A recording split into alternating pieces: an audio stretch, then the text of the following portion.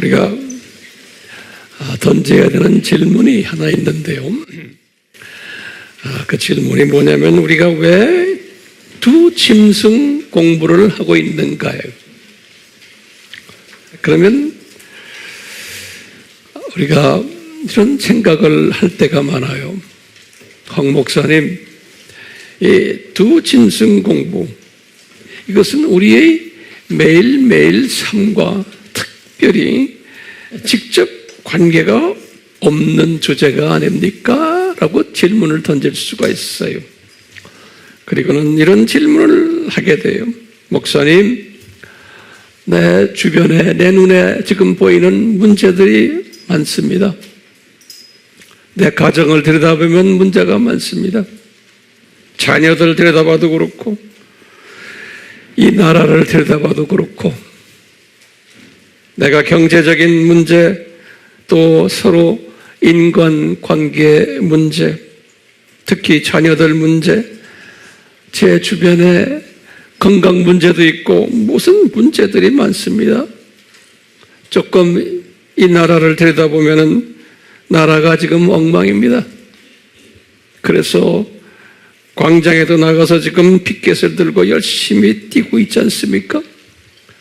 목사님들 또 장로님들 권사님들 수없는 크리스찬들이 지금 어제도 나가서 뛰지 않았습니까? 이런 일들이 우리 주변에 지금 엄습해 오고 있는데 무슨 두 짐승 공부입니까? 이런 질문을 안 하겠어요? 할 거예요. 많은 분들이. 여러분들 중에서도 마찬가지예요. 내 코앞에 문제들도 산더미처럼 있는데 뭐 이렇게 큰 이야기 합니까? 그럴 때 제가 뭐라고 대답해야 될까요? 그러면 저는 그래요. 이런 질문들 당연히 해야죠. 그런데 이 질문들에 관한 문제 해결은 과거 아담부터 시작해서 지금까지 항상 있어 왔어요. 이 나라는, 이 세계는 창조 목적 학교예요. 이 문제는 항상 있어 왔어요. 내가 이렇게 열심히 한다고 해서 없어진 게 아니고 점점 더 심해지고 있어요. 그러다가 심해지는 것을 보다가 그냥 꼴락하고 이 세상 끝나고 숨쉬고 죽어요. 그런 사람들 과거에 엄청 많았고 지금도 마찬가지, 오늘날도 마찬가지. 이 우리나라가 지금 가지고 있는 이 문제점들을 해결하려고 그렇게 애쓰다가 때가 되면 다 이 세상 떠나버려요.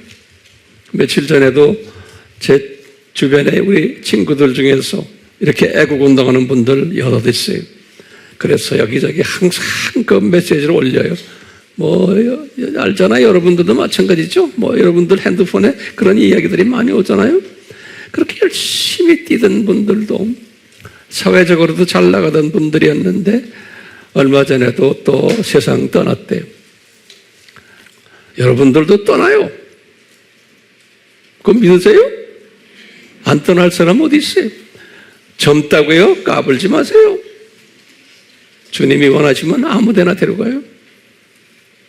이런 문제들, 대부분의 크리스천들은 이 문제를 가지고 씨름하다가 그냥 이 세상을 떠나게 돼 있어요. 그런 사람들은 무슨 시각의 크리스천이라고 우리가 봐요? 나쁜 분들 안에 시각이 차요. 이 사람들은 두더지란 말은 빼놓고 그거보다 조금 더 나은 게 뭐예요? 병아리 시각이에요. 그래서 요 주변만 보는 거예요. 병아리는 뭘 봐요? 눈만 뜨면 먹을 것 찾아다니는 게 병아리. 요것만 봐요. 먹는 것만. 그것도 시각이 아주 좁죠. 그거보다 좀 더 봐주면 뭐예요? 참새 시각이. 참새도 뭐예요? 조금 좀 올라갔지만 먹는 것만 찾아다니는 친구들이 참새 아니에요? 그러니까 같은 기독교인인데 이 세상 사람들이 보는 시각과 똑같은 거예요. 그저 보이는 이 문제 해결에만 급급하다가 다들 가버려요. 어떤 분들은 좀 똑똑한 분들은 더 오래 살려고 열심히 산에 다니는 사람들도 있어요. 열심히 운동하는 사람들도 있고 좋은 음식 찾아다니고 그러다가 언젠가는 다 꿀꺽 다 하게 돼 있죠? 그래요, 안 그래요? 그게 보입니까? 네, 그걸 볼 줄 아셔야 돼요. 그러니까 우리는 무슨 시각을 가져야 돼요? 우리 독수리 시각을 가져야 돼요. 이 독수리 시각은 이 병아리 참새 시각하는 그 문제를 다 보는 사람들이, 그러면서 그것도 피부로 느끼는 사람들. 그렇지만 거기에 매몰되지 않는 분들이에요. 여러분들, 우리 교회는 그런 사람들이 없기를 바라요. 만약에 황 목사님, 왜 저희들에게 가정 문제, 이런 문제 해결하는 방법을 설교 안 합니까? 예? 왜 건강 문제, 정치 문제, 우리나라가 지금 돌아가는 이 모든 문제들 왜 여기에 대해서는 설교 안 하십니까? 라고 물어보면 제가 뭐라고 대답할까요? 제 대답은 간단해요. 여러분들 유튜브 들여다보세요. 그러면 돼. 거기에 온갖 그런 답들이 있어요. 나한테 기대하지 마세요. 여러분 손바닥에 나 있어요. 가서 열심히 그분들의 그 문제 해결 방법을 공부하세요. 배우고 즐기세요. 그렇죠? 그러니까 아무리 그런 걸 들여다보고 즐겨도 문제 해결돼요, 안 돼요? 안 돼요. 안 되게 되어 있는 거예요. 왜 안 될까요? 라고 하면 여러분들 뭐라고 대답해야 돼요? 왜 이 문제들이 해결 안 될까요? 근데 이 문제들이 더 나빠지게 되어 있다고 예수님이 말씀하셨어요. 어디에서 이런 말씀했어요? 감람산 설교에서. 그거 노트에 꼭 적으세요. 듣지만 마시고, 예수님이 감람산 설교에서 이런 일들이 앞으로 더 심해질 거다 그랬어요. 이것을 아는 사람이 독수리 시각자예요. 그러니까 예수님이 이런 일이 더 심해진다 여기까지 말씀하셨어요? 아니에요. 예수님이 그렇기 때문에 너희들은 뭐예요? 잘 견뎌라 이놈들아. 그 방법론까지 가르쳐줬어요. 그러면서 더 구체적으로 어떻게 견디느냐? 거기까지 또 방법론 가르쳐줬어요. 뭐예요? 깨어있어라. 그 다음에 뭐예요? 준비해라. 그 다음에 외쳐라. 여기까지 우리가 수천 번 얘기하잖아요. 이 방법을 예수님이 다 가르쳐줬어요. 우리는 이 예수님의 이 감람산 설교에 가르쳐주신 것을 순종하려고 이 자리에 모인 사람들이고, 저의 설교도 거기에 초점이 가 있는 거예요. 여러분들을 위해서예요. 이런 사람들은 독수리 시각자인 거예요. 그렇죠? 독수리 시각자. 자, 이 독수리 시각을 가지기 위해서는 우리가 이제 두 짐승 공부를 꼭 해야 되는 거예요. 두 짐승 공부를. 그래서 지금 우리가 이 공부를 하고 있어요. 근데 이 공부하는 가운데 지금 우리가요, 이러는 사실을 우리가 깨닫게 돼요. 지금 이 세상은 기독교 교인들이 소수가 있는데, 그러면서 그 안에 7가지의 교회들이 있다는 거예요. 그것까지 다 가르쳐 주셨어요. 기독교인이 다수가 아닌데, 소수인데, 그 안에 7종류의 교회들이 있다는 것까지도 가르쳤어요. 네. 그런데 그 중에 5교회들은 문제 있는 교회들이다라는 것까지도 예수님이 가르쳐 주셨어요. 다시 말하면 교회는 교회인데 병아리, 참새, 두더지 시각자들이 모인 교회라는 거예요. 크게 보질 못한다는 거예요. 그런데 두 교회는 독수리 시각 교회라고 보면 돼요. 우리가 아는 서머나 교회와 필라델피아 교회가 두 교회들이 있을 것을, 근데 정확하게 예수님이 말씀하시는 거예요. 이 서머나 교회는 어떤 교회냐? 이 교회들은 큰 교회도 아니에요.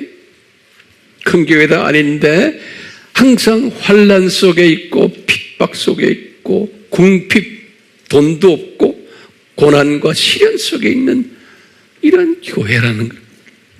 그래서 우리가 이런 교회는 어떤 교회라고 그래도 예수님이 이미 디자인하신 교회들이에요.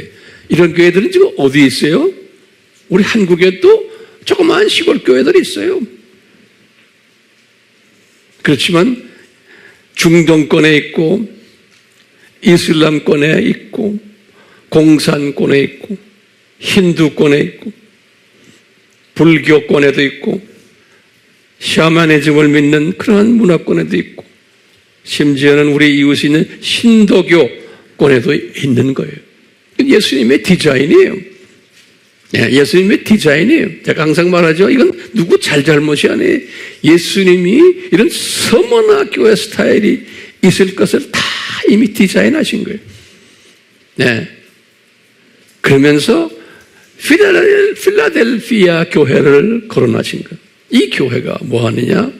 이 서머나 교회 팀들을 잘 섬기는 교회. 근데 이 필라델피아 교회는 큰 교회가 아니에요. 그래서 작은 능력을 가지도록 해놓은 거예요. 앞에 말하는 첫 5 교회들은 다 큰 교회들이에요. 돈도 많고 뭐도 많고 뭐도 많고 한데 그 사람들은 아니라는 거예요. 하는 것 같지만 그게 아니라는 거예요. 진짜 하는 팀은 누구냐? 누구의? 필라델피아 교회가 그것을 한다는 거예요. 예수님의 디자인에 딱 보면. 그러면 정확하게 말했어요. 너는 조그마한 능력을 가지고 그러면서 제일 먼저 필라델피아 교회다 하신 말씀 제가 칼럼에도 좀 썼지만 조금 자세히 말씀드려요. 첫 번째는 너희 필라델피아 교인들은 너희들은 나의 말씀을 잘 순종하는 팀이라는 거예요. 그러면 보세요. 위에 5 교회들은 말씀 순종 안 해? 다 한다고 하는 사람들이에요. 그런데 지금 필라델피아 교회만은 예수님이 지칭하기를 내 말을 잘 순종한다는 거예요. 다른 나머지 교회들에게 그런 말 안 했어요. 위 5 교회들은. 그러면 이 말씀이 뭔가? 그러면 우리 항상 말하죠. 수직계명, 수평계명, 그 다음에 뭐예요? 지상사명을 잘 순종하는 교회라는 거예요. 우리가 이런 교회 되려고 지금 주님께 우리가 은혜를 간구하고 있어요. 그러면서 예수님이 계속해서 말해요. 나의 이름을 부인하지 않는 교회라는 거예요. 이 말은 뭡니까? 복음주의로 우리가 항상 붙어 있어야 되고 뿐만 아니라 종교다원주의를 배격해야 되는 교회인 거예요. 예수님의 이름을 부인하지 않는 교회가 되려면. 그런데 지금 위에 지금 1번부터 5번의 교회들은 이런 짓을 하는 교회들이에요. 덩치는 크고 돈도 많고 잘 나가고 살았다 하는데 여기에 순종하지 않는 교회들이라는 거예요. 그러면서 3번째로 이런 내가 너희들에게 그렇기 때문에 면류관을 주겠다 그랬어요. 면류관을. 그러니까 면류관을 줘도 빼앗아가지 못하도록 내가 막아주겠다 그랬어요. 한 번 면류관 받은 우리는 빼앗기지 않겠다는 거예요. 예수님이 그렇게 아주 보증을 하셨어요. 그리고는 이제 4번째로 예수님이 이 교회에다 약속한 게 시험의 때, 저는 볼 때는 이게 7년 혼란 같아. 시험의 때 너희들을 지켜주겠다. 시험의 때. 그러니까 시험 받지 않도록 또는 시험을 통과를 해도 지켜주겠다. 들림받는 교회. 마지막으로 뭐냐면 내가 너희들을 하나님의 성전의 기둥이 되게 하겠다 그랬어요. 이 말은 제가 이렇게 말했죠. 천년왕국 때 통치자들이 되게 하겠구나. 예수님의 신부로서 또 신천신지에서도 이렇게 하게 하시겠구나. 이런 약속이 있기 때문에 저는 우리 교회가 저는 이 교회를 개척하고 시작할 때부터 이 비전을 가지고서 제가 여러분들을 섬겨왔어요. 지금도 그렇고 앞으로 제가 이제 주님 나라에 갈 때까지. 그럼 이 교회의 사명 뭘까요? 간단하죠? 우리는 지금 유튜브를 통해서 또 뭘 통해서 뭐합니까? 지금 1번에서 5번, 이제 5 교회들이에요.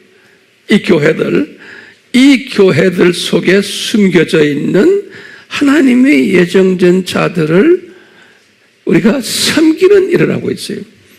그 안에 숨겨진 하나님의 예정된 자들이 있어요.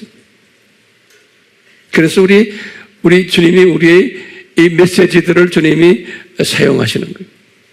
우리 교회이 아니래도 그게 우리 사명인 거예요. 두 번째 사명이 뭘까요? 이분들에게 우리가 메시지를 보낼 때마다 이분들 중에 우리 메시지를 받고는 어떻게 해요? 잘 견디는 사람이 나오고 깨어있고 준비하고 외치는 사들이 나오게 돼 있는 거예요. 이것이 우리 교회의 사명 중에 사명이에요. 우리 내민족들, 우리 민족들 중에서 그 다음에 이제 타민족들, 다시 말하면 타민족 중에서 서머나 교회 팀들이에요. 이분들에게도 똑같이 우리가 이 같은 메시지를 전해주는 거예요. 이분들이 잘 견디게, 이분들이 준비 잘하게, 깨어있게 준비 잘하게 외치도록 하는. 그래서 우리가 지금 NK 사역도 그래서 하는 거고, 우리가 지금 신도교 일본 사역도 그래서 하는 거고, 나머지 모든 우리가 30여 개의 나라들 다 이 서머나 교회 사람들이에요. 이분들을 우리가 지금 섬기고 있는 게, 이게 우리 교회의 비전이에요. 그래서 주님이 여러분들을 우리 교회에 보내주셨어요. 제가 다시 말합니다. 여러 가지 문제 있는 가정사역, 무슨 사역, 뭐 이런 것들은 여러분들 그쪽 교회 가시든지 안 그러면 손바닥에서 그분들의 메시지를 들으시면 돼요. 됐어요? 자, 우리가 지금 이 필라델피아 교회가 되기로 인정받기 위해서 저나 여러분들이 지금 오늘도 주일 예배를 지금 드리고 있어요. 네. 이런 과정 속에서 우리가 지금요, 두 짐승 시리즈를 공부하고 있어요. 앞으로 두 짐승 시리즈 계속 이제 하게 될 거예요. 아마도 금년 가득하지 않을까 하는 생각이 들어요. 그래도 괜찮겠죠? 네. 이 두 짐승 시리즈를 지금 공부를 우리가 쭉 하고 있는데, 그 중에 요즘 와서 우리가 지금 뭐라고 했어요? 이 바벨론 신학에 대해서 지금 공부를 하고 있어요. 바벨론 신학. 왜? 이 두 짐승 그룹들이 바벨론 그룹들과 이게 연계되어 있는 팀들이에요. 그래서 이제 바벨론 신학을 우리가 공부하면서 이 마리아 신학을 우리가 공부를 해왔어요. 그리고 또 뭘 공부했어요? 성인 숭배 신학을 우리가 공부해오고 있어요. 오늘은 거기에 이어서 이 변질된 십자가 신학을 공부하려 그래요. 이 변질된 십자가 신학이에요. 예. 굉장히 중요한 분야인데요. 예. 제가 오늘도 공부하겠지만 조금 더 자세히 또 다음 계속 좀 주님이 하게 하실 것 같아요. 이 변질된 십자가 신학에 오늘은 그 서론적인 측면을 우리 간단히 공부하려고 그래요.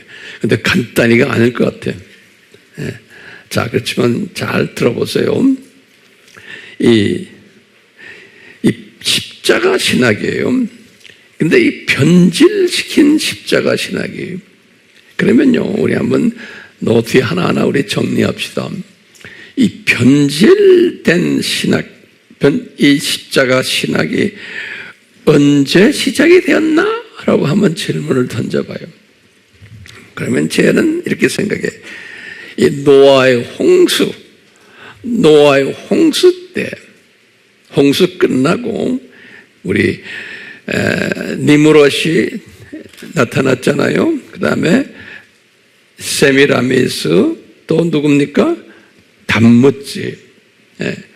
이렇게 나왔는데, 그러면서 이제 그 당시 세계가 이제 이 바벨론 신학으로, 바벨론 문화로 이제 깔려 있을 때, 여러 가지 문헌들을 이렇게 보면은요, 그 당시에 이 단무주라는 그 이름을, 단무주는요, 단무주는 영어로는, 한국말은 담이지만 영어로는 탐무지예요. 이렇게. 네. 이 단무주라는 이름이 이 메소포타미아 지역에, 그쪽에서는 이 단무주, 여기 영어로는 T죠. 똑같이 그 나라 사람들도 요 T라는, T가 타우라고 그래요. 타우. 요 메소포타미아 지역의 언어로 T를 타우라고 그래요. 타우. 예. 그런데요, 이분들이 이 단무주의 T를 사용해가지고 소위 이때 십자가를 만든 거예요. 그래서 이 바벨론 십자가는, 바벨론 종교의 십자가는 요 T예요. 이렇게 돼 있어요. 요 십자가예요. 그러니까 T 십자가예요. 알겠어요? 네. 이 T 십자가는 이분들에게 무엇을 주는 십자가인가 하면, 우리 이 세미라미스가 뭘 준다고 그랬어요? 다산, 부요, 장수, 행운, 뭐 번영, 이런 것들 다예요. 우리 세상 좋아하는 것들이요. 그래서 이제 이분들의 생각은 T 십자가가 이런 것을 주는, 복을 주는, 다산, 부요, 번영, 장수, 행운을 주는 그런 상징으로 믿어왔어요. 저 T 십자가, 타우 십자가가요. 네. 그러니까 우리가 보다 알다시피 지금 우리 노아의 홍수가 2500이죠. BC. 이때 지금 홍수 때예요. 그 다음에 2200이 뭐예요? 바벨탑이죠. 이때도 이런 T 십자가, 이 T가 다 있었어요. 그 다음에 2000은 누구예요? 아브라함이죠. 아브라함 때도 아브라함이나 그 가족들이나 다 그분들은 이 T 십자가가 복을 주는 상징으로 다 믿고 있었어요. 이 T 십자가가 복을 주는. 그러다가 1500, 여기 1500이 누구예요? 모세 때죠. 그러니까 모세까지 아브라함서부터 시작해서 아브라함, 이삭, 야곱 쭉 나오잖아요. 이 유대인들도 다 이 T 십자가가 복을 주는 형상, 모양으로 생각했어요. 그래서 그것을 믿어왔어요. 그런데 모세 때 갑자기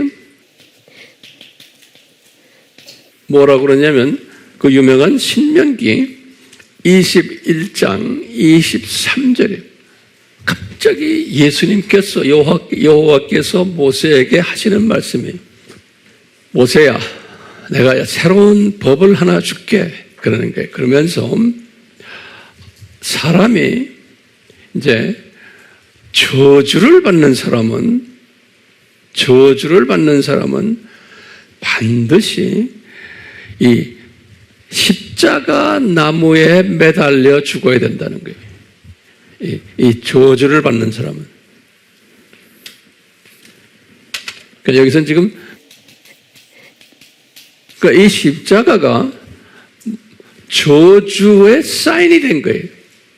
그 전까지는 이 십자가가 번영, 복, 다산, 여러 가지 장수, 행운의 사인이었는데 유대 문화 속에서 쭉 그렇게 믿어오다가 유대 문화, 모세 때 와서 갑자기 거꾸로 말하는 거예요. 이 십자가는 복이 아니고 이것은 저주받는, 사람이 반드시 십자가에서 죽게 되어 있다는 거예요. 그렇게 법을 바꾼 거예요. 모세한테. 그게 신명기 21장 23절에, 그러니까 모세가 이제 죽기 직전에, 모세가 죽기 직전에. 그러면 거기다 좀 적어보세요.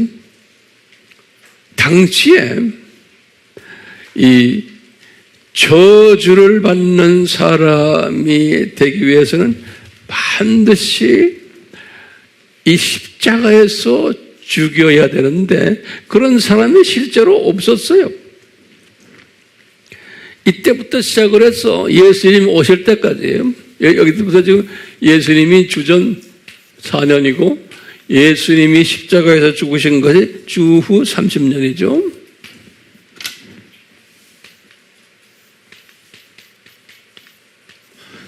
이때까지요. 이때까지 예수님 외에는 십자가에서 죽은 분이 없어요.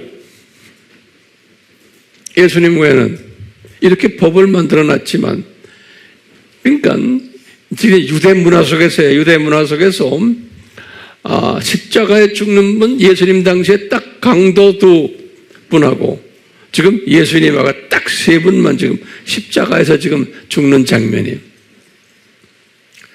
그러면 웬만한 사람들, 아주 중죄를 지은 사람들, 다시 말하면 살인자들이나 이런 사람들을 죽이려면 그 노트에 꼭 좀 적어 놓으세요. 어떤 방법으로 죽였을까요?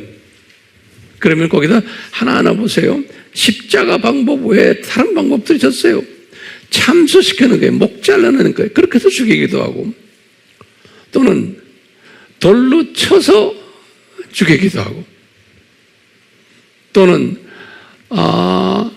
이 목을 이렇게 매서 이렇게 목을 이렇게 뭐라 그래? 그걸 영어로는 행잉하는 거, 교수형으로 죽기도 하고, 이런 방법을 이제 여러분들 노트에 꼭 적으세요. 가르치는 사람은 꼭 알고 계셔야 돼. 또는 화형, 불로 태워 죽이기도 하고, 또는 그 당시에는 맹수에게 집어던지기도 하고, 또는 독살시키기도 하고, 이런 식으로 사람들, 악한 범죄자들은 죽였지 십자가에 매달려 죽이는 일은 없었어요. 기록에 보면. 네. 이렇게 법은 만들어놨지만, 네. 제가 알기로는 그런 거예요. 근데 예수님 때 가서 지금 여기 1500년 후에 두 강도와 예수님, 요 딱 3분이 이제 십자가에서 죽이는 일을 하는 거예요. 자, 그렇기 때문에요, 이 예수님이 이 십자가에서 이제 죽으실 것을 예수님이 지금 디자인 하셨잖아요. 디자인 하셔가지고, 우리 알다시피 딱 다윗 때 가서 말이죠. 이 다윗이 주전 1000년이죠. 우리 다 공부한 것들이에요. 다윗 때 가서 시편 22편 1절이죠. 다윗 때 가서 이 다윗에게 보여주는 거죠. 여호와께서 직접 십자가에 매달려서 죽으시는 장면을. 예. 그래서 그 유명한 뭐죠? 엘리 엘리 라마 사막다니. 그러면서 이제 하시는 말씀 알죠? 그리고는 이 사건을 이 700년의 이사야에게도 말씀하셨죠? 그래서 이사야가 이제 이사야서 53장 5절에서 6절에 기록했어요. 이사야에게도. 네. 그러니까 이 장면들을 보면요, 예수님이 꼭 십자가에서 죽는 장면인 거예요. 십자가에서 죽는 장면. 이 말은 뭐예요? 모세에게 하신 말씀은 예수님이 저주를 받으시는 장면인 거예요. 이 십자가에서 죽는 자는 저주를 받는 자라고 그랬죠? 그랬죠? Yes, no. 이게 굉장히 중요한 개념이에요. 그래서 예수님께서 그냥 죽으시는 게 아니고 반드시 십자가에서 죽어야 되는 거예요. 그런데 이 십자가라는 이 의미는 바벨론 종교에서는 그게 복을 의미하는 거예요. 복을. 그렇죠? 번영, 모든 잘 되는 것을 의미할 때 쓰는 그 사인이 십자가인데, 지금 모세를 통해서 이 유대교 전통 안에서는 이 십자가는 저주받는 사람이 사용되는 사인인 거예요. 그러다가요, 우리 잘 알다시피 주후 30년에 딱 예수님을 신문을 한 소위 유대 제사장 이름이 가야바죠. 가야바.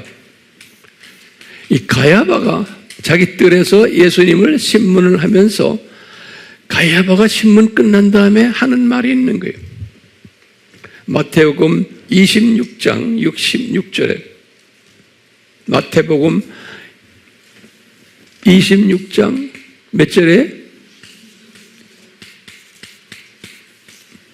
가야바가 뭐냐면 예수야, 당신은 반드시 십자가에서 죽어야 된다 그랬어요. 그리고는 그 후에 빌라도에게 보내가지고, 빌라도도 마찬가지, 빌라도도 똑같이 27장 26절에 마태복음, 이제 당신 십자가에서 꼭 죽어야 된다는 거. 그러니까 예수님께서 지금 모세를 통해서 이렇게 저주의 그 십자가 사건을 보여주시고는 실제로 저주받으시는 예수님을 만들기 위해서 하나님의 디자인이에요. 저 가야바와 빌라도를 통해서 십자가에 못 박히게 하신 다음에 실제로 예수님이 실제로 저주받으셨죠? 실제로 십자가에서 죽으셨죠? 마태복음 24장 안에 마태복음 27장 46절에 마태복음 27장 46절에 그랬으면 예수님이 저주받으실 때 어떻게 했어요? 그 장면이 엘리 엘리 라마 사막다니 그랬죠? 뭐냐? 아버지 왜 나를 이렇게 뭡니까? 나를 버리십니까? 다시 이 순간이 뭐냐면 예수님께서, 여기 중요한 개념이에요. 예수님께서 실제로 예정된 하나님의 자녀들이에요. 예정된 하나님의 자녀들의 과거의 죄들, 현재의 죄들, 미래의 죄들을 다 떠맡으시는 순간이에요. 이 십자가 사건은. 그렇기 때문에 예수님이 그들의 모든 죄들을 떠맡으시니까 너무나 그것이 무거우니까 예수님이 이렇게 말씀하신 거예요. 예수님께서. 자, 그러면 우리 한번, 제가 많이 설명했지만 하나님의 자녀들의 죄가 뭡니까? 하나님의 자녀들의 죄. 예? 죄가 뭐예요? 무슨 죄예요?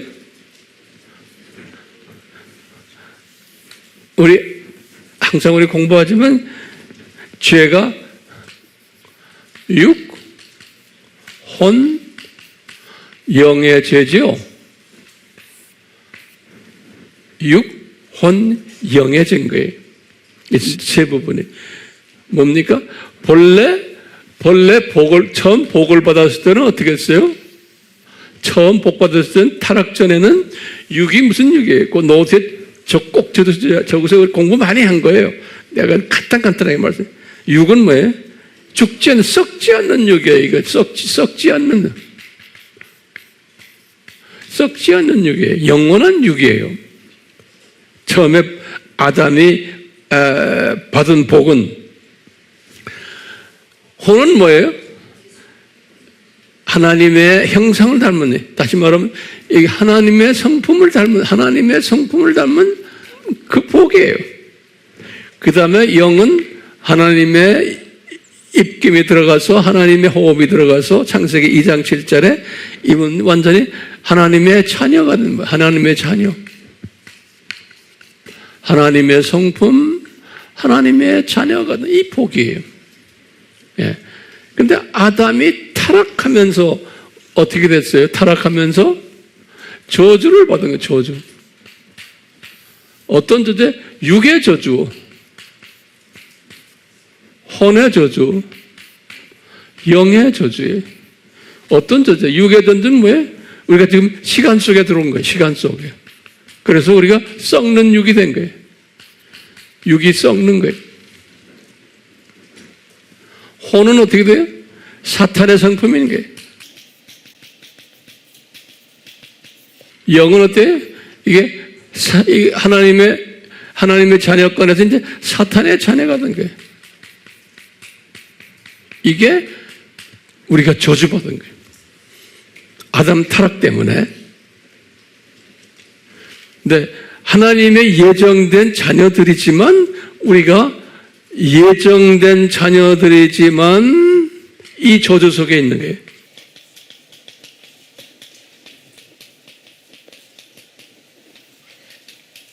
저주 속에 있는 거예요.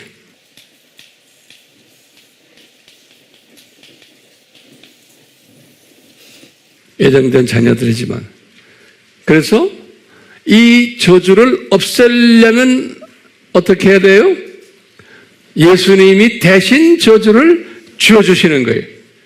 예수님이, 내가 이런 것도 수백 번 이야기했어요. 예수님이 대신 저주를 지어주시기 위해서 예수님이 어떻게 해야 돼요? 십자가에서 반드시 죽어야 되는 거예요. 왜요? 십자가는 뭐라고 했어요? 예수님이 모세에게 가르쳐 줬죠? 십자가는 저주받는 사람이 짊어지는 그 나무라는 거예요. 그렇기 때문에 예수님은 반드시 십자가에서 죽어야 되는 거예요. 됐어요? 그렇기 때문에 이건 하나님의 특별한 계획인 거예요. 그런데 십자가에서 죽으시는 예수님의 이 죽으심을 언제 디자인했어요? 본래는 창세 전에 디자인하신 거예요. 창세 전에.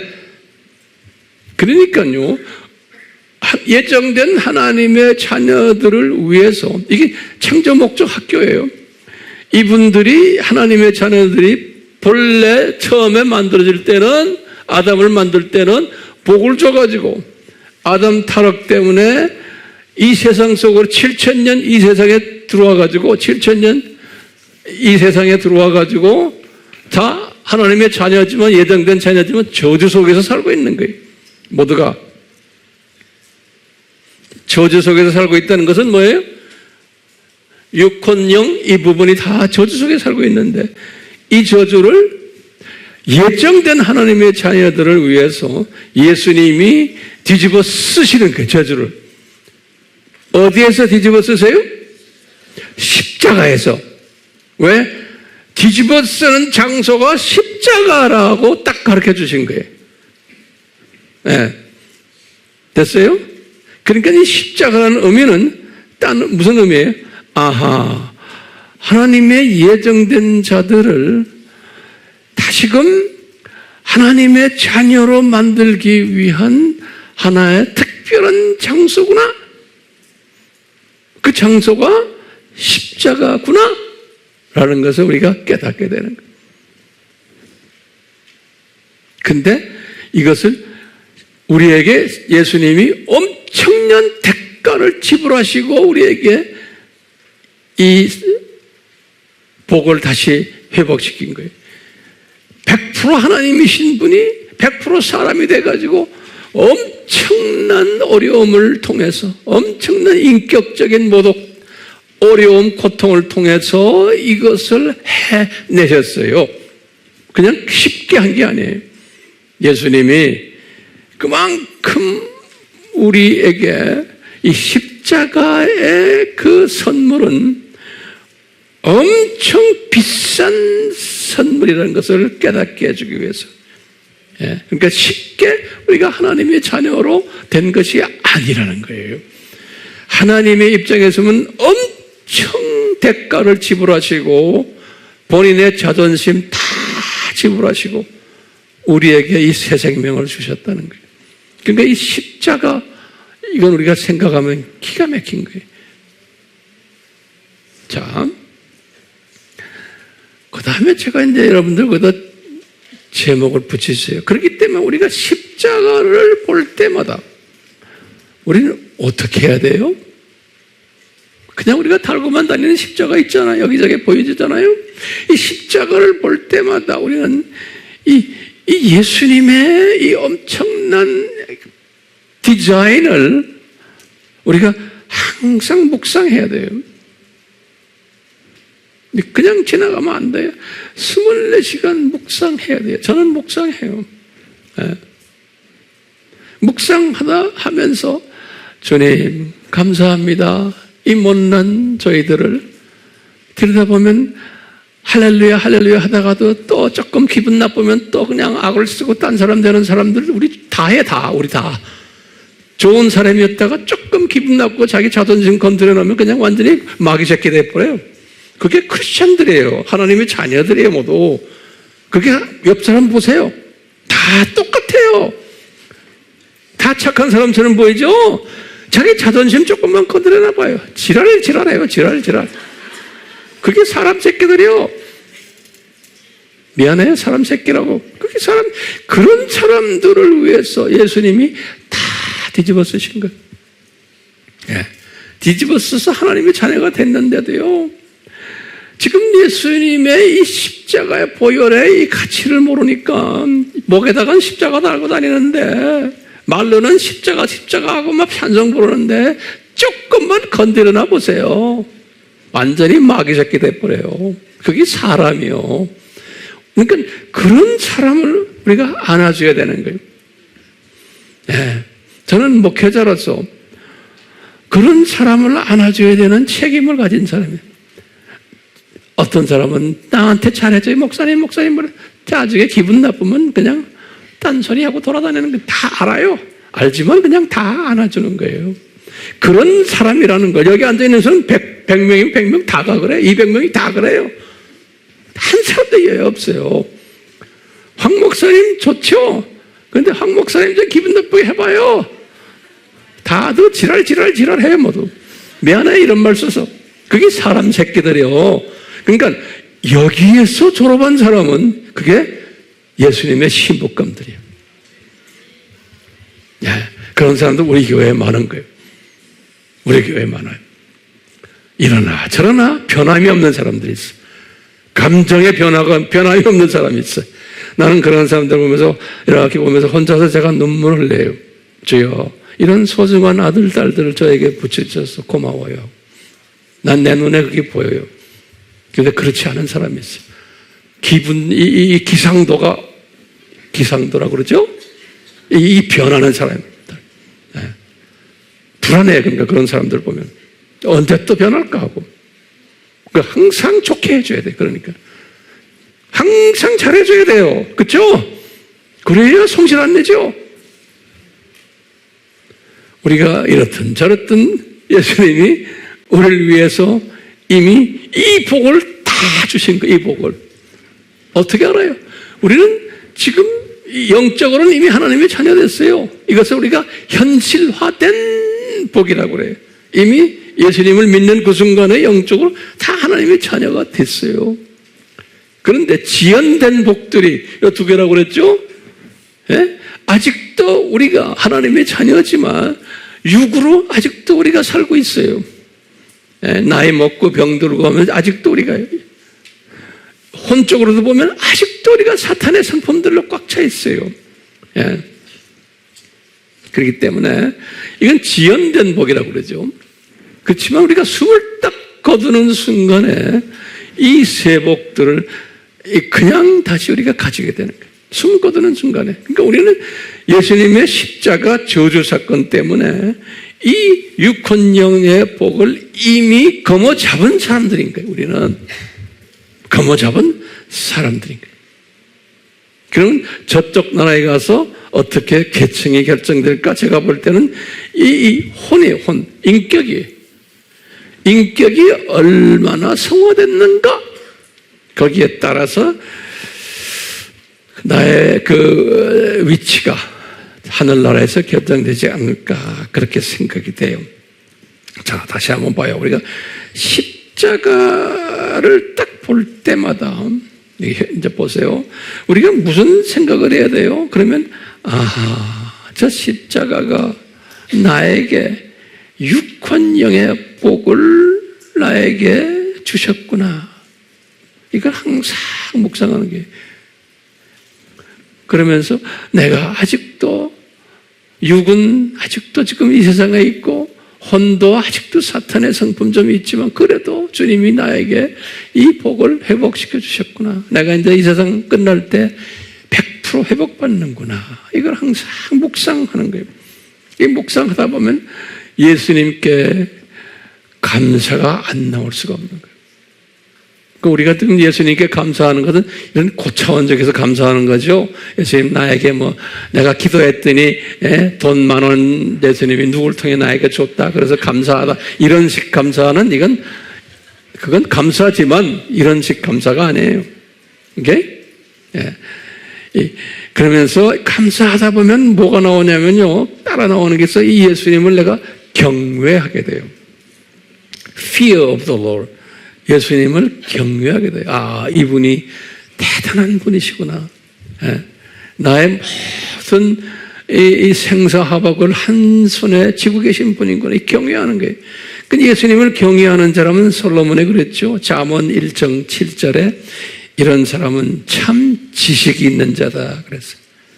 또 잠언 9장 10절에는 참 지혜가 있는 자다 그래요. 그렇기 때문에요. 이렇게 십자가를 볼 때마다 묵상하며 감사하며 경외하며 여기에서만 끝나면 안 되는 거예요. 여기에서만 끝나면 그 다음에 모르겠어요. 그 다음에 저에게 좀 말해보세요. 이렇게 내가 받은 복을 혼자 묵상하고 감사하고 그냥 경외하고 이 수준에만 있으면 안 되잖아요. 그 다음에 뭐 해야 돼요? 이것을 전해야 되는 거예요. 전해야 되는 거예요. 예수님이 누구라는 것을 참 지식자와 참 지혜자는 전하는 사람이에요. 전하지 않은 사람은 그건 예수님이 볼 때는 별거예요. 그러니까 우리가 전하도록 우리가 지금 아바 시스템 만들었잖아요. 그 아바에 다 열심히들 여러분들 하고 있잖아요. 여기 우리 교인들 중에 많은 분들 지금 NK들 지금 섬기고 있어요. 또 이게 많은 분들이 지금 우리 저펜을 섬기고 있어요. 그러면요, 바울이 내가 볼 때 새 제목의 바울이 이 예수님의 십자가에 대한 것을 잘 알고 이분이 참 지식자, 지혜자 노릇을 했던 분이에요. 바울 서신들을 쫙 보면요. 제가 그래서 이제 이 바울 서신들 속에서 바울이 십자가에 대해서 어떻게 생각했나를 한번 제가 이번에 한번 나름대로 제가 연구를 해봤어요. 바울이 그랬더니요. 거기다 적으세요. 첫 번째, 바울이 고린도전서 2장 2절에 십자가에 대해서 말씀하셨어요. 고린도전서 2장 2절에 뭐라 그랬냐면요. 시간이 없으니까 여러분들은 성경 열지 마세요. 나중에 여세요. 내가 그냥 그분이 뭐라 말한 걸 말해드릴게요. 2장 2절에 이런 말을 우리 다 평소에 들은 이야기들이에요. 그분이 그랬어요. 예수 그리스도와 그의 십자가에 못 박힌 것 이외에는 그 외에는 아무것도 나는 알지 않기로 작정하였노라 그랬어요. 기가 막힌 말이죠. 그러니까 이분이 십자가를 깊이 깨달은 분이에요. 그 안에 들어있는 보물을 우리가 이제 이 보물을 하나하나 이제 시간 되면 공부하게 될 거예요. 그래서 모두가 다 이 바울 같은 사람이 돼야 되잖아요. 두 번째로 바울이 또 한 말이 있어요. 고린도전서 1장 18절과 또 23절이에요. 두 군데에서 거의 같은 말을 했어요. 뭐라고 이분이 말했냐면 고린도 교인들에게 이 십자가를 전파하는 것이 그랬어요. 이 십자가를 전파하는 것이 유대인들에게는 꺼리는 것이요 이방인들에게는 미련한 것이라는 거예요. 그렇죠? 어떻게 하나님이 사람이 돼가지고 십자가에서 저주를 받으면 이게 안 되는 거예요. 그런데 하나님의 부르심을 받은 자들은, 하나님의 예정된 부르심을 받은 자들에게는 이 십자가는 하나님의 능력이요 하나님의 지혜라는 거예요. 이 십자가가 그게 고린도전서 1장 18절 또 23절. 거기에 대한 자세한 것은 때가 되면 또 제가 설명해 드리겠어요. 또 바울이 말한 게 하나 있어요. 갈라디아서 6장 14절에 바울이 갈라디아 교인들에게 하신 말씀이 있어요. 나에게는 우리 주 예수 그리스도의 십자가 외에는 결코 자랑할 것이 없다. 그런 거예요. 기가 막힌 바울의 고백인 거예요. 예? 이 십자가 외에는 자랑할 것이 없는 거. 왜 그래요? 이분이 십자가에서 저주를 받으셨기 때문에 나나 여러분들이 아무리 예정되어도 예수님의 십자가에서 완전히 우리의 이 저주를 뒤집어 쓰셨기 때문에 내가 하나님의 자녀가 됐고 내가 이제 천국 시민으로 올라가는 거예요. 십자가 때문에 저주를 내 대신 받으셨기 때문에. 오케이? 그러니까 바울이 그 외에는 내가 자랑할 것이 없다는 거예요.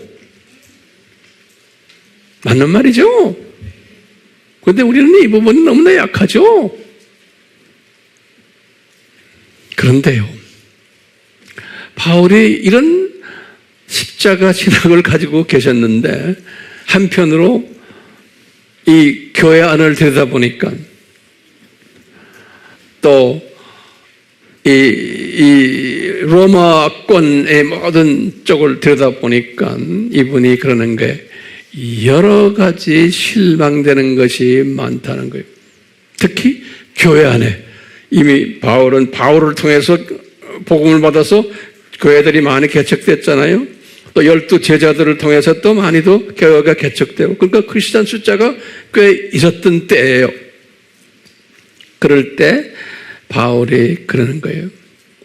내가 볼 때 교회 안에 문제가 있는데 무슨 문제냐? 교회가 바벨론 종교의 영향을 많이 받고 있다는 것을 내가 보았다는 거예요. 바울이 교회가 하나님의 자녀들인데도 바벨론 종교의 영향하에 있는 많은 그리스도인들을 봤다는 거예요. 그러면서 이분이 뭐라고 표현하냐면요, 이분들은 십자가의 원수 행위를 하는 자들이다 그랬어요. 바울이 그런 단어를 썼어요. 십자가의 원수 행위를 하는 자들이다 그랬어요. 아주 심한 표현을 했어요. 그러면서 오늘 제가 오늘 본문이에요. 빌립보서 3장 18절에서 21절이에요. 빌립보서 3장 18절에서 21절이에요. 그러면서 이제 3장, 그 중에 1번 그래요. 1번 뭐냐? 이분이 그런 게 많은 크리스천들이 십자가의 원수들로 행동하고 있단다. 그런 말을 했어요. 빌립보 교인들에게. 3장 18절에. 그러면서 이제 두 번째 3장 19절에 바울이 이런 말을 했어요. 그들의 종말은 멸망이란다 그랬어요. 기가 막힌 말이에요. 그러니까 교회는 다니는데 그분들은 종말이 지옥 간단다 그런 거예요. 교회는 다니는데 그러면서 19절에 계속해서 하는 말이 있어요. 그들은 하나님을 이용해 가지고 자기들의 배를 채우는 일을 한단다 그랬어요. 좀 이따 우리가 이제 설명할 거예요. 그리고는 그들은 지금은 인간적으로는 영광받지만 그들은 수치 속에 들어간단다 그런 거예요. 지금은 다들 영광받는 사람처럼 보이지만 교회 안에서 19절에서 계속해서 또 하는 말이 있어요. 그들은 땅의 것만 생각한단다 그랬어요. 땅의 것만 생각한단다. 이제 이런 사람들이 있다는 거예요. 근데 이분들은 이제 우리가 지금 기독교인들인데 이 바벨론 문화 속에서의 그 문화들을 기독교회 안에 갖고 들어와 가지고 그 문화에 그냥 시키는 대로 그 문화대로 사는 사람들 말하는. 그러니까 이 십자가를 저주의 십자가로 보지 않고 십자가를 뭐로 보는 거예요? 바벨론 종교에서는 복 받는 걸로, 이 세상에 복 받는 걸로 생각하고 있단다. 자, 그래서 이제 3장 20절에 이런 말을 했어요. 그 유명한 말이에요. 이 사람들은 우리가 크리스찬들의 우리가 하늘나라의 시민권자인 것을 모르고 있단다 그러는 거예요. 그러니까 그렇지 않은 사람들은 교회 안에서 아는 게 우리는 하나님의 시민권자들이다. 하늘의 시민권자들이다. 그리고는 그 다음에 말이 중요해요. 20절 마지막에 보면 이들은 예수님이 재림에 올 것을 기다리는 자들이다 그랬어요. 요 시민권자들을 가지고서 다시 말하면 지금 땅에 가서 생각하지 않는 사람들이 그러면서 이제 21절에 이들은 예수님이 오실 때 영광스러운 몸으로 변화될 사람들이다. 다시 말하면 들림받아서 신부감이 되는 사람이다. 이렇게 이제 알고 계시면 돼요. 이 기가 막힌 말씀을 했어요. 자, 이 말씀을 조금 제가 풀어보려고 그래요. 간단하게. 자, 첫 번째요. 이들이 자기들의 배를 채우는 일을 한다 그랬어요. 십자가의 원수되는 일 중에 하나가 뭐냐면 교회 안에서 교회에 사는 사람들인데 십자가를 달고 다니면서도 그 십자가를 진짜 십자가에 대한 원수의 행동을 하는 자들이다. 왜 그럴까요? 자기네 배를 채우기 위해서 십자가를 사용한다는 거예요. 그래서 십자가를 크게 달고 다니고 다 한다는 거예요. 여기저기 붙이고 다니고 십자가에 가서 인사도 하고 기도도 하고. 왜 그래? 예수님이 그랬어요. 이분들이 십자가를 지금 오용하는 거예요. 이게 무슨 뜻일까요? 첫 번째, 십자가를 향해서 물질 복을 받기 위해서 기도한단다. 그런 게 십자가가 자기네한테 바벨론 종교의 스타일이에요. 물질 복을 주는 십자가로 생각한단다. 그 기복용이에요. 그 다음에 뭐냐면 건강을 위해서 십자가에 앞에 가서 기도한단다. 또는 위험에서 보호받기 위해서 십자가에 가서 기도한단다. 또는 장수 받기 위해서 십자가에 가서 기도한단다. 이런 짓들을 한다는 거예요. 예. 또 어떤 분들은 보세요. 자기의 영광을 위해서 십자가를 이용한다. 그렇게 바울이 말했어요. 이게 무슨 말이에요? 지금 로마 카톨릭이나 정교회나 또는 또 루터교나 성공회나 거기에 좀 높은 분들 십자가 큰 거 달고 다니는 거 아세요? 알아요? 몰라요? 엄청난 큰 십자가를 달고 다녀요. 그리고 온 천지 십자가예요. 이분들은 지금 왜 달고 다닐까요? 그걸? 이분들은 지금 어느 바벨론 종교에 영향받은 사람들의 안에 우리 엊그제 다 이야기했잖아요. 마리아 신학을 믿는 분들이에요. 성인 숭배하는 자들이에요. 큰 십자가 달고 있는 거예요. 그러니까 이 십자가가 이분들은 뭐예요? 자기 영광, 내가 성직자다 라는 것을 과시하기 위해서 달고 다니는 거예요. 십자가가 과시용으로 달고 다니는 거예요. 그렇기 때문에 우리 복음주의에서는 그런 십자가 붙이지도 않게 하고 달지 못하게 하는 거예요. 엉뚱한 짓 하니까 그걸 가지고. 저도 그래서 십자가 없는 거네 뭐. 과시만에 안에 교회들도 크게 꼭대기에다 붙여놓고 여기저기 뭐 금으로 만들어서 붙이고 그게 뭡니까? 그 교회도 다 과시하기 위해서 하는 거예요. 그러니까 이 십자가가요. 십자가의 아까 진정한 의미를 묵상하기 위해서 우리가 십자가가 필요한 거지. 그 십자가를 이렇게요. 자기 배를 채우기 위해서 자기의 영광을 위해서 하면 안 되는 거예요. 근데 벌써 바울 시대에도 그런 기독교인들이 많았다는 거예요. 네, 그런 기독교인들이. 이 모든 이 교회 안에 들어와서 십자가의 원수 역할을 한 때가 공식적으로 언제부터 시작이 됐다고 보면 우리 431년 에베소 공의회 때 시작해서 451년 칼케돈 공의회에서 다 만들어낸 거예요. 5대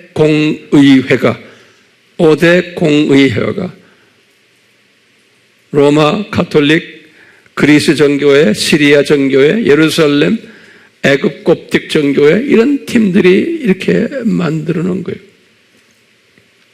지금 오늘 마리아 신학도 이 팀들이 만들었죠. 성인 숭배 신학도 이 팀이 만들었죠.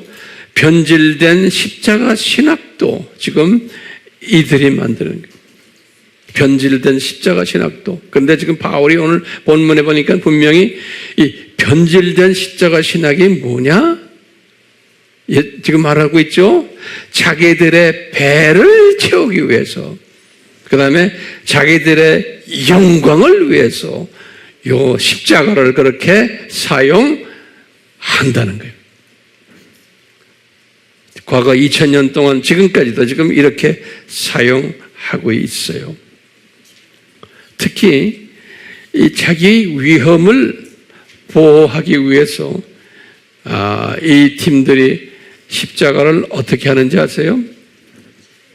그걸 이제 여러분 우린 다 알아요. 이 날 좀 보세요. 이렇게 하는 거 알죠? 이게 뭐냐면요. 십자가 성호라고 그래요. 거기다 적어서 십자가 성호. 예. 영어로는 또 sign of the cross 그래. 성호. 성호라는 건 거룩한 표라는 뜻이에요. 십자가 성호. 이게 십자가 성호예요. 오케이? 십자가 성호. The sign of the cross.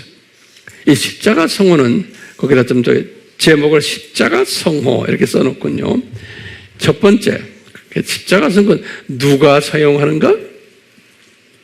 십자가 성호는 로마 가톨릭이에요. 정교회, 그 다음에 성공회, 지금 루터교도 교인들은 안 사용하지만 목사님 수준에서는 이걸 다 사용해요. 이 루터교, 가톨릭, 정교회, 성공회, 루터교. 그러면 언제 사용하는가? 두 번째. 그럴 때, 첫 번째,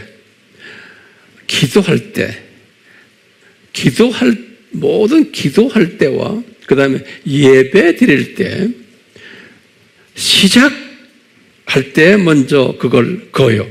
성호를. 그 다음에 다 끝날 때 또 거예요. 우리는 끝날 때 주기도문 하잖아요. 그것도 내 생각엔 별로 마음에 안 들지만 하여튼 그래요. 그렇기 때문에 언제 사용하느냐? 그 다음에 두 번째 또 언제 사용하느냐? 식사 전후에 식사 전에 한번 쩍쩍쩍하고 끝나면 또 쩍쩍쩍하고 그러는 거예요. 우리 눈에 다 보이죠? 이 성호하는 거예요. 자, 세 번째는 언제 또 사용하느냐? 중요한 일을 시작할 때 이분들에게는 꼭 이거예요. 중요한 일을 시작할 때요.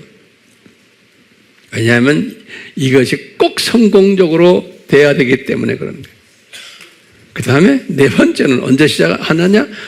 어려운 일과 위험한 일이 있을 때.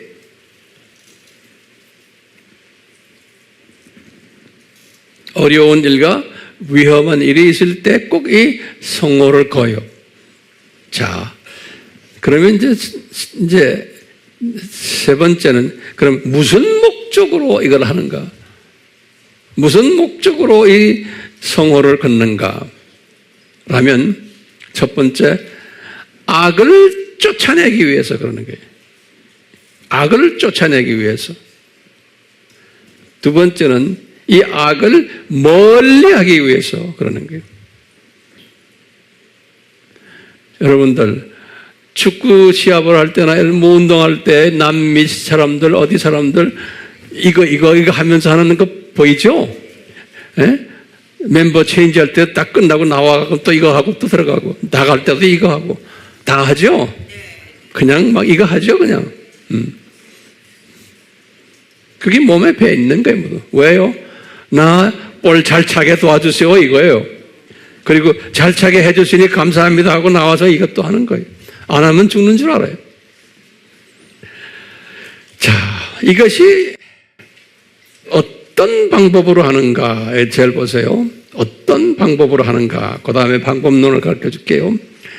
예, 이제 십자가를 그리는 거예요. 그 십자가를 어떻게 그리는가?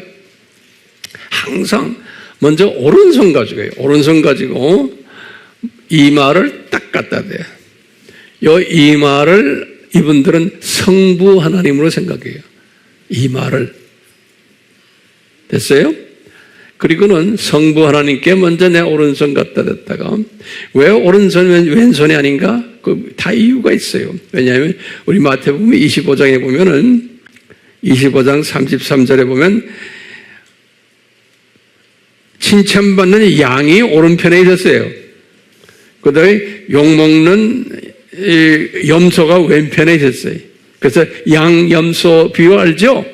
마태복음 25장에. 알죠? 그 들림받는 비유예요. 그러니까 오른쪽에 있는 게 그게 좋은 거예요. 그래서 오른손을 쓰는 거예요. 그 왼손잡이들도 절대로 왼손 쓰면 안 되는 거예요. 오케이? 자, 오른손 가지고 처음에 어딜 갖다 대요? 이마에 갖다 대는 거예요. 그건 누구예요? 성부 하나님이에요. 그 다음에 어디다 내려오냐면 이 가슴으로 내려와요. 이 가슴은 성자 하나님을 상징하는 거예요. 성자 하나님. 그 다음에 성령 하나님은 어떻게 하냐? 여기 보면 왼쪽, 오른쪽 이렇게 하는 거예요. 그래서 오른쪽에서 끝나는 거예요. 요 양쪽 어깨 있죠? 네. 왼쪽 어깨를 시작해서 오른쪽에서 끝나는 거예요. 그게 성호를 걷는 방법이에요. 오케이?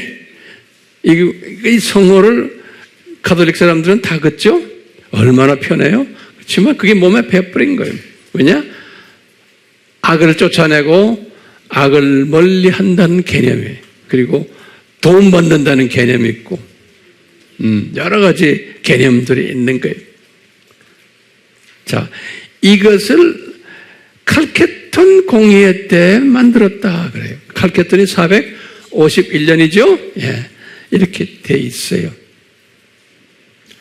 자, 그러면서요, 이제 제가 결론 말씀이에요. 드디어 결론이, 예, 오늘은 십자가에 관한 얘기는 이 정도만 해도 돼요. 그런데 결론 말씀을 드려요. 바울이 빌립보서에 지금 아까 3장 마지막에 20절에서 21절에 바울이 이 십자가의 원수가 되지 않고 십자가의 친구가 되려면 진짜 친구가 되려면 어떻게 해야 되는가? 바울이 말씀하신 게 있어요. 그때 이제 첫 번째는 우리 하나님의 자녀들은 이 세상에 나그네다, 순례자다, 또는 학생이다라고 생각하는 사람들이 우선적으로,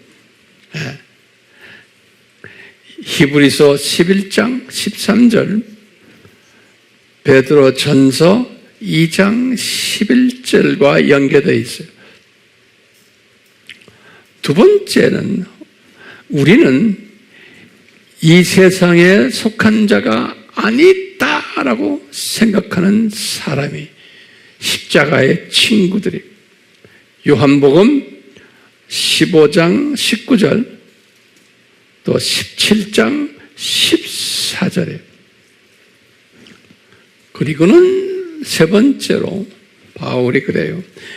우리의 시민권은 하늘에 있다 라고 외치는 자들이, 빌립보서 3장 20절에, 그리고는 네 번째로 그것만이 아니고 예수님의 재림을 외치는 자에, 똑같이 빌립보서 3장 20절에서 21절, 이런 사람들은 십자가의 원수되는 일을 하는 사람들이 아니고 누구라고 그래서 십자가의 참 친구 되는 사람들이라는 거예요. 오늘 십자가 이야기예요. 그러면 다시 한번 제가 반복을 하고 끝나게, 십자가의 원수되는 일은 뭐예요? 네? 십자가를 잘못 사용하는, 오용하는 사람들이, 마음이 땅에 있는 사람들이에요. 하나님의 자녀들인데, 그런데 이 오용하는 사람들은, 이 사람들은 이 바벨론 종교의 영향을 받아서 심하게 그렇게 하는 사람들이에요. 그래서 이 사람들은 어떻게 된다? 멸망한다고 그랬어요. 그러니까 십자가를 자기 배를 채우는 일에 사용한다는 거예요. 그리고 자기 영광을 위해서 사용한다는 거예요. 십자가로 이렇게 잘못 사용하는 사람들이 많다는 거예요, 교회 안에. 우리는 이런 사람 되면 안 되죠? 이런 분별력을 가지고 십자가에 관한 이야기는 오늘은 여기까지만 하고 우리가 다음 시간에 계속합시다. 아멘? 예. 자, 같이 기도합시다. 하나님 아버지, 저희들, 아버지께서 창세전에 이 십자가 사건을 디자인하시고 성자 하나님께서 이 세상에 내려와셔서 이 일을 하도록 디자인하셨습니다. 그리고는 우리에게 이 역기능적 교육을 시키기 위해서 바벨론 종교의 이 단무주의 타우 십자가를 만들어서 우리에게 역기능적으로 보여주셨습니다. 그리고는 모세를 통해서 우리에게 진짜 십자가에 대한 비밀을 주셨고, 그 후에 다윗에게 보여주셨고, 이사야에게 보여주셨고, 후에는 주 30년에는 우리 가야바 이 형제에게도 입을 열어서 십자가 지도록 만드셨고, 빌라도를 또 사용해서 하셨고, 실제로 예수님께서 이 일을 성취하셨습니다. 이 사실 주여, 바울이 나중에 깨닫고 교회 안에 이 십자가를 소중히 생각하는 하나님의 자녀들이 있지만 이 십자가를 남용하는 또 악한 하나님의 자녀들이 있는데 그 사람들은 지옥 자식이라고 말씀하셨습니다. 오늘 이야기에 대한 것들 우리가 공부했습니다. 주여, 우리가 십자가를 볼 때마다 어떤 생각을 해야 되는지까지도 성령님 가르쳐 주시옵소서.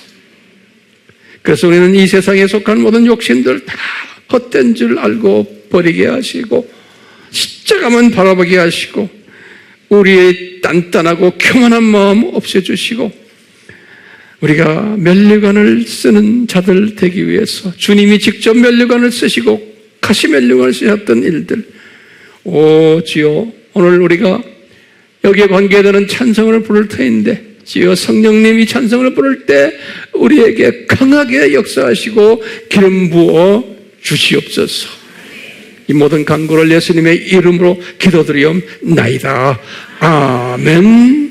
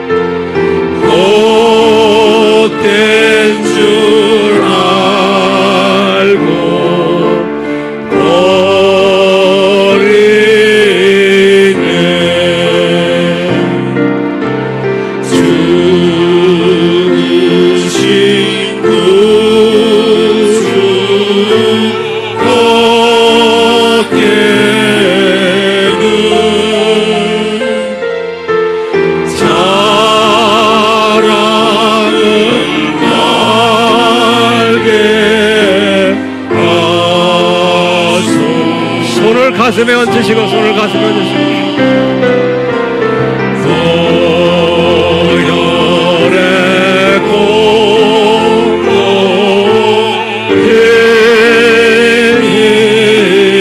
힘으로 교만한 마음을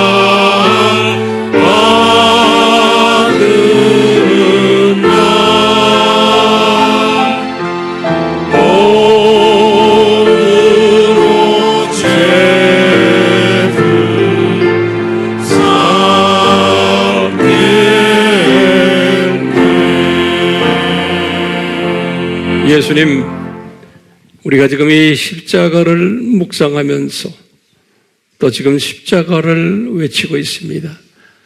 예수님, 우리 한 분 한 분에게 예수님의 손을 우리 머리 위에 얹혀주시고 성령님의 강한 임재하심과 기름 부으심이 임하게 하셔서 이 십자가의 이 깊은 그 속에 담겨진 삼위 하나님의 뜻과 사랑을 조금이라도 깨달을 수 있고, 깨닫는 것만이 아니고 내 삶에 적용하며 겸손히 예수님 앞에 무릎을 꿇는 귀한 아들들, 딸들 되도록, 그리고 이것을 외치는 자들이 되도록 주여 은혜 베풀어 주시옵소서. 예수님의 이름으로 축원하옵나이다. 아멘.